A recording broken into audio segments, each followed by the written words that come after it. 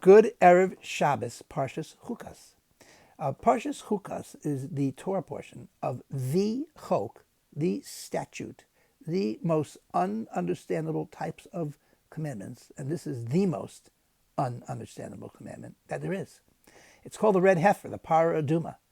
And it was supposed to, in the ancient days, it was done as a national mitzvah for each to affect each Jew who needs it.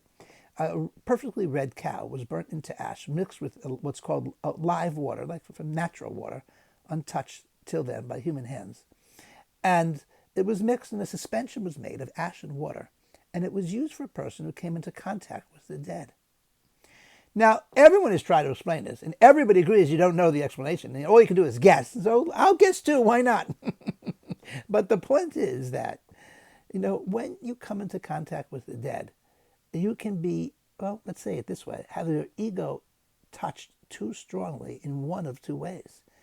It could explode, and all the air could get out, or it could just expand seemingly indefinitely and become a gigantic thing. What do I mean? One thing that happens to people when they come into contact with the dead is that they get so depressed because they realize their own humanity and limitations that they're just not interested in the physical world anymore. They're not interested in fancy restaurants, vacations, weddings, intimacy. Just lose interest in everything. The other thing that can happen is the balloon grows so big, the ego grows so much instead of being popped and becoming so small, as in the previous case. The ego grows so much that you want endless pleasures of all kinds. Following the philosophy mentioned in the book of Ecclesiastes, eat, drink, and be merry, because tomorrow will be dead. And so, basically, you take the suspension of ash and water. For those who are like, ego's been popped and they just don't feel life is worth living and there's nothing they're interested in, they need a little live water to get them going and to be reconnected to the source of all life, to be interested in life.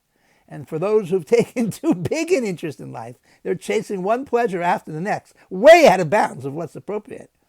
Well, for those people, they need a little ash, a little burnt up, a little humility, a little bit of the end of life to calm them down in a different way than they got excited. That's perhaps the secret of the Parah Aduma, the red heifer. Its way is to restore healthy humility, the middle path between pleasure and removing from pleasure. The middle path of life is always the best. Have a good Shabbos.